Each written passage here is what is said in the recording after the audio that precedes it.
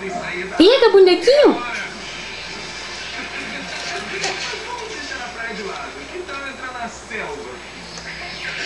Um verde relaxante. A floresta úmida está em paz. Raios luminosos de luz varam das copas das árvores, passando por todas as suas folhas. Eu já estive na selva e acredite, é lindo. Havia de aranha por toda parte, cheia de aranha, aranha pra caramba, aranha pra cachorro, aranha subia em cima de você, te prendia na terra, até começou a te segurar e queria passar por cima de você. Tá nervoso. Muito relaxante, não foi? Oh, agora sim, meu garoto. Sucesso! Chegamos ao maior grau de relaxamento aqui. O meu trabalho terminou. Olha, o meu pequeno Bonfim dormindo profundamente. Cadê o bichinho, mamãe? Vou telefonar e explicar que isso não Pega o bichinho, pega. vai ser ótimo.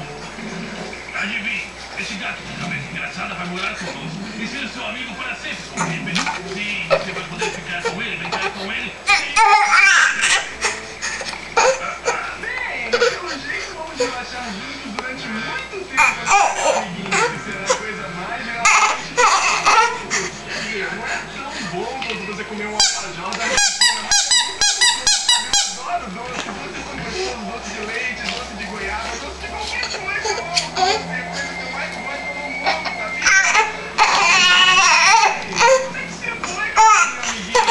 A gente tem que voltar pro nosso dia mais tranquilo do mundo.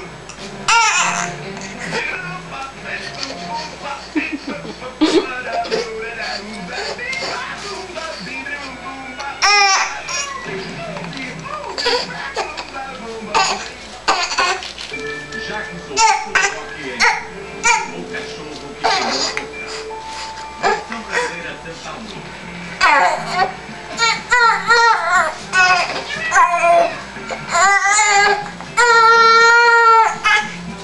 Tira a mãozinha da boca.